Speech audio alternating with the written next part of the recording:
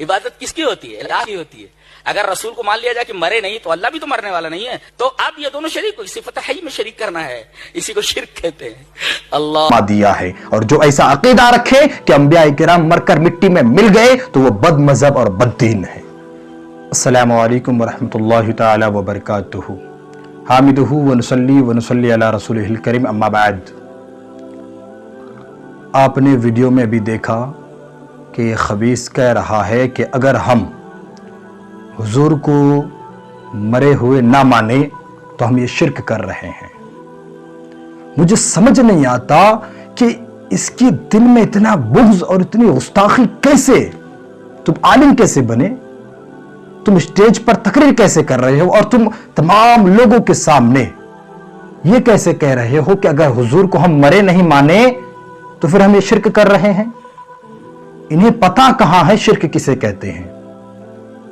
کیا تم نے حدیث پاک نہیں پڑھی؟ کیا تم نے قرآن کی آیتیں نہیں پڑھی کہ اللہ کے نبی صلی اللہ تعالی علیہ وسلم نے فرمایا اے صحابہ مجھ پر جمعہ کے دن کثرت سے درود پاک پڑھا کرو, اس لیے کہ وہ یوم مشہود ہے اور اس دن مجھ پر جتنے بھی تم درود پاک پڑھتے ہو وہ پیش کیے جاتے ہیں. صحابہ کرام نے پوچھا حبیبی یا رسول اللہ صلی اللہ علیہ وسلم آپ کے وصال کے بعد کیا یہ سلسلہ یوں ہی جاری رہے گا؟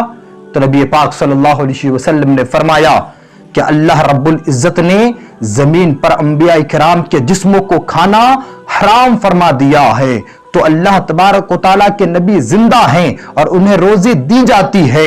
اور اسی صفحہ پر یہ بھی لکھا ہے کہ جو شخص انبیاء کرام کے بارے میں تمہیں یہ کہے کہ یہ مر کر مٹی میں مل گئے تو ایسا کہنے والا گمراہ, بد مذہب اور خبیث العین ہے.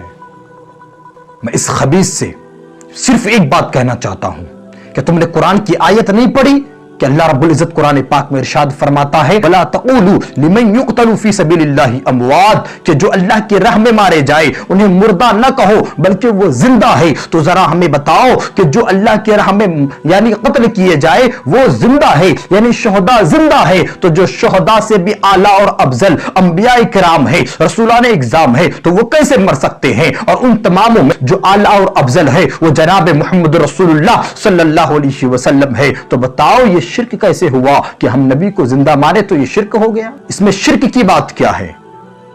ہمارا عقیدہ ہے, ہمارا ایمان ہے کہ نبی زندہ ہے. اور خود حدیث پاک میں اللہ کے نبی نے فرمایا کہ انبیاء کے جسموں کو زمین کھاتی نہیں ہے. تو بتاؤ جو انبیاء کے بھی سردار ہو جناب محمد رسول اللہ صلی اللہ علیہ وسلم, تو وہ کہاں سے مر کر مٹی میں مل گئے؟